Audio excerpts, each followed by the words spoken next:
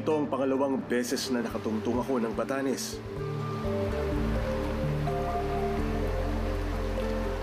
Ngunit patuloy akong namamangha sa taglay nitong magagandang tanawin. Isa sa mga dinadayo dito sa Batanes ay itong lugar na ito na tinatawag nilang view deck. At ang dinadayo nila dito, ang gusto nilang makita, ay yung mga nakamamanghang rock formation sa lugar na ito.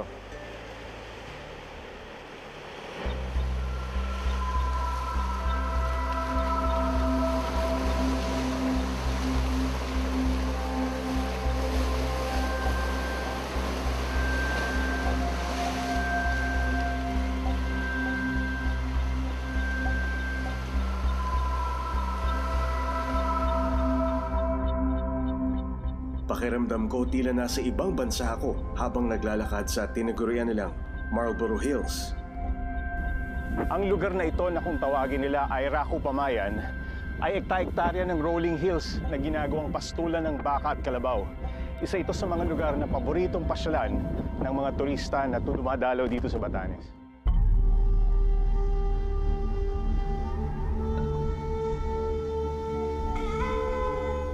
Ang mga lighthouse,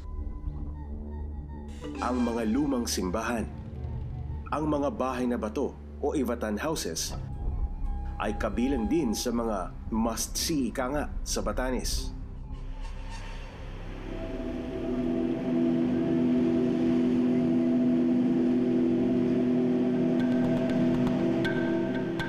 Ngunit may mga atraksyon din pala ang Batanes na bahagi ng kanilang madilim na kasaysayan. Ang atraksyong ito hindi makikita sa ibabaw ng kapatagan pagkat ito ay nakakubli sa kadiliman.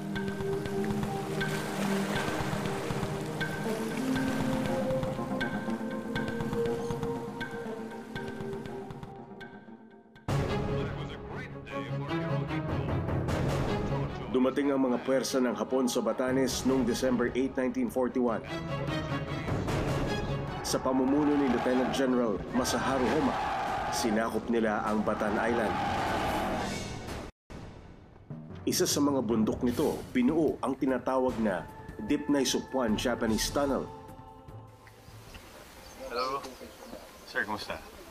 Welcome sa Japanese Tunnel. Japanese Tunnel ba tawag dito? Ito yung Japanese Tunnel dito sa Basco. Okay, so dito tayo papasok. Ito yung mismong tunnel. Okay, so talagang piniko ito para makahukay ng tunnel, no? Opo. Makita po natin yung mga marks dito, bakas ng piko po. Sino ho ang gumawa nitong itong tunnel mismo? Actually, supervised ng Japanese, pero kinukuha ang laborers yung mga Ivatans. Yung mga Ivatans ang pinagtrabaho dito? Mga lolo namin, natatandaan pa nila yung mga experience nila nung ginawa ito.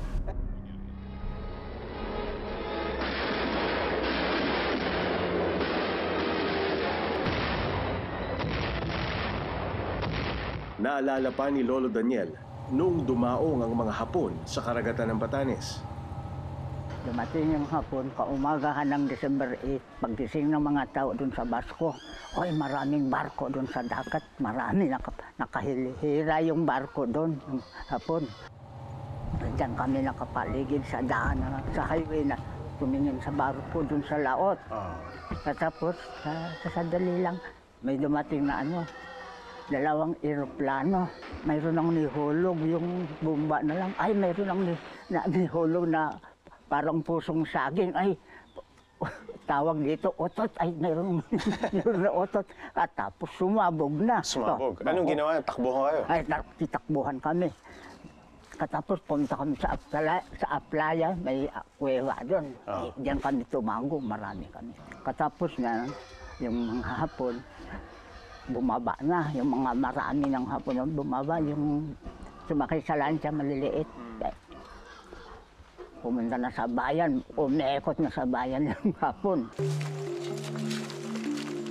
Makaraan ng isang taon ng pananakop, Inipon na ang mga kalalakihan.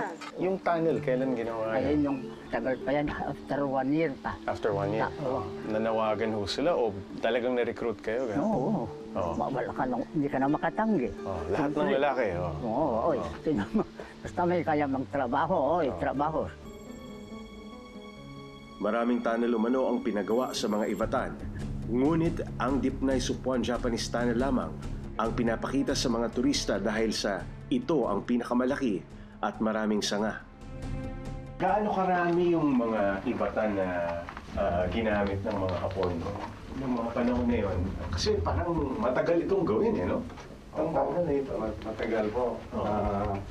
Hindi ko po matansya kung ilan, pero halos yung mga lolo namin, may experience sila sa... Halos karamihan ng taga rito siguro. Karamihan. Anong klaseng bato ito? Adobe ba yan? Ano ba yan? Parang ano to volcanic rock po siya. Volcanic rock.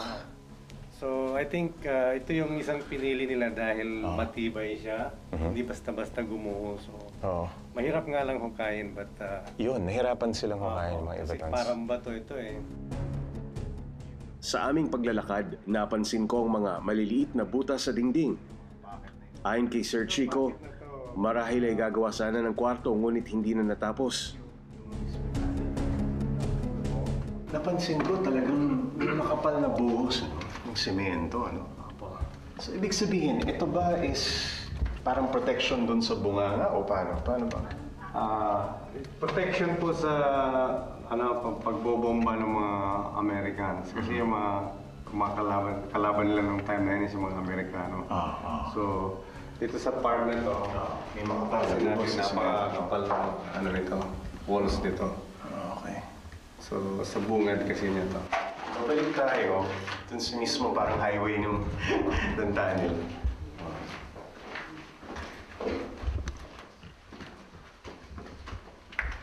Dito na ulit tayo sa yung main artery ng tunnel. Sa main artery. Okay. So pag kumaliwa tayo, meron diretso na naman ito. Dire-diretsuhin mo lang ito, meron na namang exit doon. Meron namang exit, east. Harap naman sa east ngayon yung side na yan. A little bit of southeast yung location ng exit na ito. silipin na rin. Dito.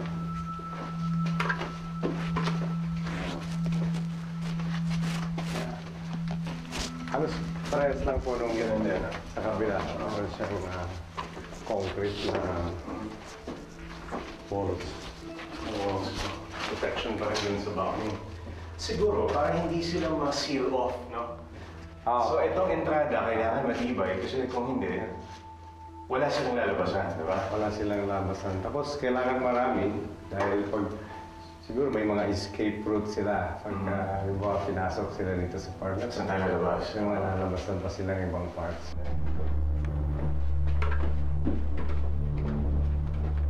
May 5 lagusan ng kuweba at 5 kwarto. Ano ba ang purpose nitong tunnel na to? Bakit nila hinukay ito? Ng mga Hapon? Ang purpose po nitong tunnel na to is para gamitin ng mga Japanese na yan para mas shelter sila during the war. Ngayon, ginawa nila to para dito rin safeguard yung mga armaments nila. Taguan, no? Para shelter from the air raids, ganun. Air raids, at para sa protection din ng mga tao. Parang meron dyan sa baba. Parang ganito rin na system. Pero nasa mababang part siya. Mababang part. Lower parts. Isang napakakipot na lagusan pababa ang babaybayin daw namin. Naisip ko tuloy ang mga batang naghukay nito. Hindi lamang pala bagyo ang sinuong nila noon. May mas delikado pa palang pinagdaanan ng mga naghukay ng tunnel.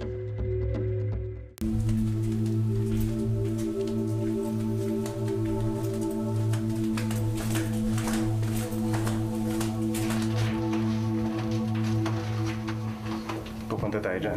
Pag bumaba tayo dito, medyo handa lang. Pag madulas ka, at least nakaalala yung kamay ko nila.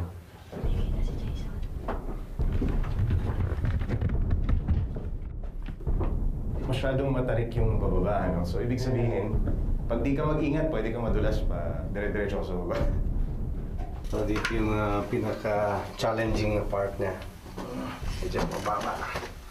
Medyo madulas pa. Madulas din, tapos kulang din yung steps dito. Okay.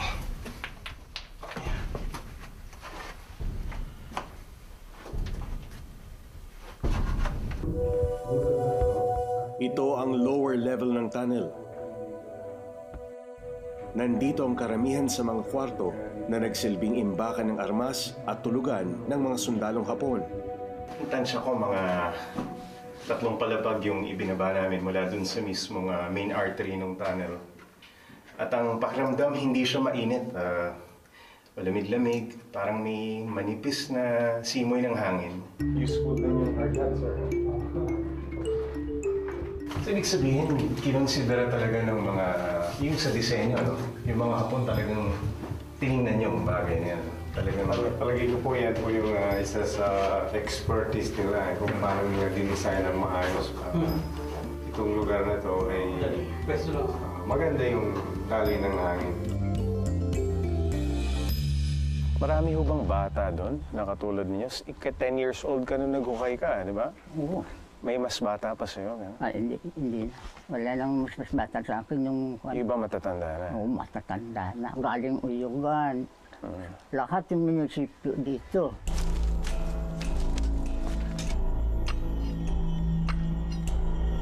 Ayon kay Lolo Daniel, marami pang tunnel na pinahukay sa mga kalalakihan sa buong Batan Island. Mahahabang tunnel yung malalim at saka yung sabi ko dun sa taas ng airport. Maraming dividenay doon sa ilalim. Pumasok ka sa pintuan, hindi mo matandaan kung saan ka lalabas kasi lang parang kwarto doon sa ilalim mo. Yung bundok doon sa taas ng airport, yan. Pero doon sa tunnel, doon sa Japanese tunnel, nakita niyong natapos yan? Parang natapos, yung iba hindi natapos.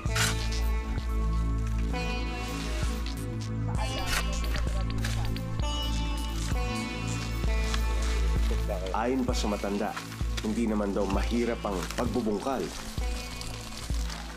Ang pagbubuhat ng mga sako-sakong bato mula sa aplaya paakyat sa bundok kung nasaan ang tunnel ang halos pumatay sa kanila. Napansin ko, Sir Chico, bakas pa rin yung mga tama ng piko, no? Ng mga gumawa dito sa tunnel na ito. So, lahat sila, na-imagine ko, no? Parang sabay-sabay sila at dikit-dikit silang nagtatrabaho dito. Ganun mo ba? Tama mo ba? Oo, mga marks po yan ng mga piko. Actually, dito sa lugar namin, ang daming may piko eh. Antique na piko yan eh. Galing sa mga... Yung ginamit mismo dito sa tunnel? Opo, alam ko yung galing po yung ngayon. Okay, no? Ang dami, no? So, alam mo, made by hand, no? Walang mga makinang ano talaga, high-tech. Ito yung malamang na natural source ng tubig pag nauuhaw na yung mga tao dito sa ilalim. Tama ko ba, Sir Chico? Opo, actually malinis po yun kasi dumaan na-filter po ng mga rocks yan. Napakakapal na rocks. Paglabas dito, halos drinking water na po talaga. Okay. Ngunit bukod sa sinaunang mga bakas ng piko, may nakita rin kaming ibang klaseng marka. Namumuti. Yan lang, parang pintura yun, di ba? Ayaw. Kinas- Yan, di ba? Kita mo dyan? Sa camera. Ito, dito. Spray paint. Amazing. Spray paint, spray paint. Ano siya? Spray paint lang. Yan ba vandalism or yun yung tama ng mga piko? Ito po. Ito, actually itong black na to, may nagluto dito. So minsan ba may nagpipiknik dito? Meron po paminsan-minsan yung mga kababayan namin na kabataan. Oo. Okay.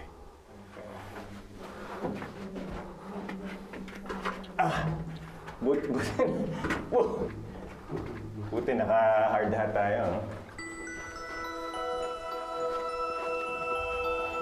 Itong malaki-laking packet ito, malaki-laking kwarto. So pwede mo pasukin ito? Pwede yung pasukin ito. So they're one of their storage ng mga paggamitan nila. Kwarto mismo. Kaya may mga spiders dito. Ang mga kwartong dating tinutulugan ng mga sundalong Hapon, ngayon ay pinamamahayan na ng mga insekto at paniki. Ginagawa na rin daw itong silungan ng mga baka at kalabaw sa tuwing dadaan ang bagyo. Dati maraming bats dito. Pero sa dami na nang pumupunta, nabubulabo.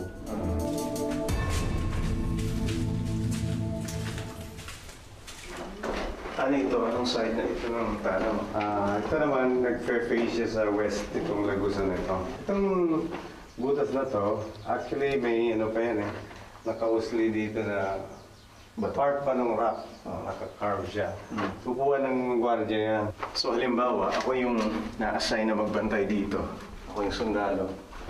Ito yung pinakakublihan ko, no? Dito ako nagbabantay. So yung mga papasok, kita ko, ito yung mga tao dito. Yan, kung magkabakbakan, pwede akong kumubli, pwede akong tumago.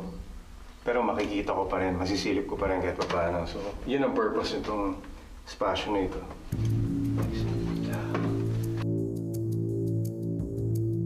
Kung susumahin, ang haba daw ng kuweba ay humigit kumulang 60 metro. Inabot ng maraming buwan ang paghuhukay. Ngunit kapalit ng buong araw ng pagbubungkal, may benepisyo raw na nakuha ang kanilang mga lolo. Ayon sa kwento ng mga matatanda, ang iba sa mga trabahador, voluntaryong naghukay. Ang kwento nila, they were paid. But of course, hindi nila alam kung ano yung worth ng kanilang pay. Kasi Japanese, ano daw yun eh. Japanese money. Japanese money. Tapos, ang kwento po ng isang naging laborer dito, dapat daw ipunin nila yung Japanese bills na yan na merong luneta kasi yan daw yung magiging valid after the invasion. Babayaran daw kayo? Oh, may bayad siguro.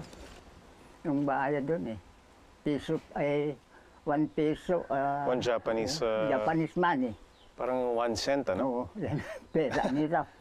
Ano pa? Papel. Mabuti yung pera, sabi nila, luneta. Siguro ginawa din sa Manila. Mabuti yung luneta, makaran ng gera. Ay, yan ang sabi nila. Ay, maganda itong luneta. Lunita, ano natin, itago natin para magamit ito. Ito yung binayad sa inyo noon? Ganito? Ang pera? Oo. Yung panahon ng Hapon? Oo, ganyan. Ay, hindi. Ay, parang ito nakita ko yun. Oo. Dito lang ang kwan. Dalawang klase yung pera Ito, nila. may luneta, oh. Luneta, Ito. yan ang luneta. Yung iba, banana, sabi nila, magaspang na pera. So, parang niloloko kayo. Yan, talaga. Kasi lang, gusto mo pang mabuhay, pilitan mong sumunod sa utos nila. Baka barilin ka, no? Oo, yan, tinatakutan namin. Sa kasamaang palad, hindi naman daw nagamit ni na Lolo ang perang ibinayad sa kanila. Man, kasi sandiyo. Ilang taon na kayo, Tay? Ha? Ilang taon na kayo? Edad? 87. 87? Oh. Batang-bata, Ha? Matanda ko na eh. matanda. Isa si Lolo Luis sa mga teenager na naging trabahador sa tunnel. 17 anyos daw siya noon. Naghukay kayo dun sa tunnel, di ba? Oh, Japanese tunnel. Mahirap ba? Mahirap maghukay? Mahirap. Matagal. Pala daw ang ginamit ni Lolo Luis. Maraming mga pagkain dun sa tunnel. Maraming pagkain, bala, gano'n. Bala. Mga Hapon. Tapos doon natutulog yung mga Hapon. Doon sila. Kayo, mga Pilipino, lalabas. Tapos naman, pwede ka naman sa trabaho. Balik Go na. home. Go home na. Tapos bukas ulit, Bukas. trabaho ulit. Sigurista raw ang mga Hapon kaya may pinahukay din ang tila watchtower sa ibabaw ng tunnel. Bakit watchtower ang tawag dito sa punta natin? Parang Nakikita yung All sides. 360 degrees ng area na to. Sabi mo may mga Hapon kang, may mga Japanese tourists din na nagpupunta dito? Opo, that's right. Marami na po akong dinalang mga Japanese tourists dito and nakikita mo yung reaction nila parang Anong reaction nila? nalulungkot sila na parang very guilty sila sa mga ginawa ng mga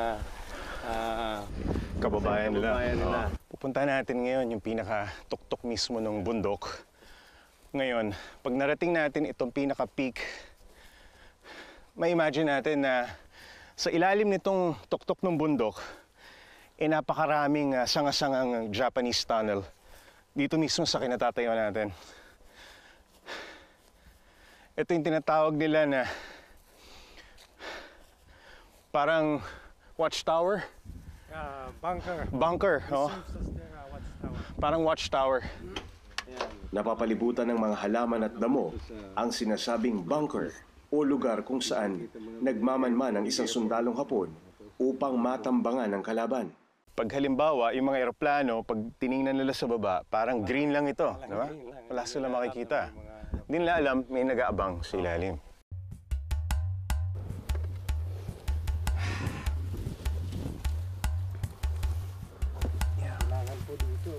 Sa kapal nitong mga simento dito sa may bunker, alam mo talagang pinaghahandaan nila yung mga bombang ilalaglag sa kanila. Ito yung mga bintana, ito yung mga observation na windows. Kung bakit sila naglagay dito ng tunnel, para sa ganun doon, taguan daw ng mga Japanese forces at nilagay nila dito sa napakataas na lugar kung saan nakikita nila yung laot on the West Philippine Sea, saka dito po sa Pacific. Kaya napaka-strategic po nung kanilang pinagtayuan ng tunnels. Mukhang marami rin nagpupunta dito ang basura. Ang dami. Dati kasi wala malinis ng pababa nito kaya kita mo. Pag gano'n yun. Ayan kung hindi man puro chicheria, balat ng chicheria, mukhang may mga alak pa.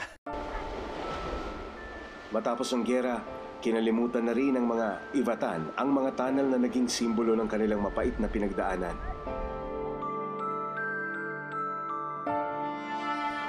Ngunit nito lamang daw dekada 90 binuksan ng lokal na pamahalaan ng Batanes sa publiko ang Japanese tunnel. Wala rin daw formal na pag-aaral na naisagawa ukol sa mga tunnel. Wala po kami alam na nag-document o nagkaroon ng diary sa mga ninuno namin, nagsulat kung ano yung nangyari. But sinali na lang po, kinuwento na lang po sa amin na yung kanilang mga experiences. Dahil walang museo na maaaring paglagyan ng mga ginamit sa paghukay sa mga tunnel at mga armas na ginamit sa giyera, sa ngayon, sa mga bahay na lamang nakatambak. Dito sa palibot ng Basco mismo, may mga bagay pa na magpapalaala dun sa pananakop ng Hapon noong 1940s. Gaya nitong bahagi ng mortar cannon siguro ito ng ng Hapon . Nakita lang ito sa isang bakuran sa katabing bahay. Ngayon, kinakain na siya ng kalawang.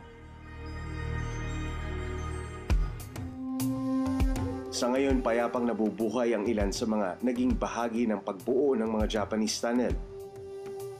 Nasa takip silim na sila ng kanilang buhay, ngunit tila sariwa pa rin sa alaala nila ang nakaraan. Anong naalala niyo pag nakikita niyo yung tunnel? Alala mo yung panahon ng pagbumba ng eroplano ng Amerikano, ganyan pa nakakatakot.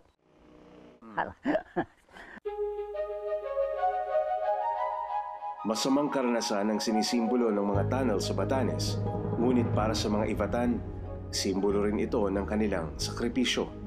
Dahil ang bawat marka ng pala at piko ay marka rin ng kanilang katatagan ng loob. Magandang gabi po sa inyong lahat. Ako po si Jay Taruk at ito ang Eyewitness.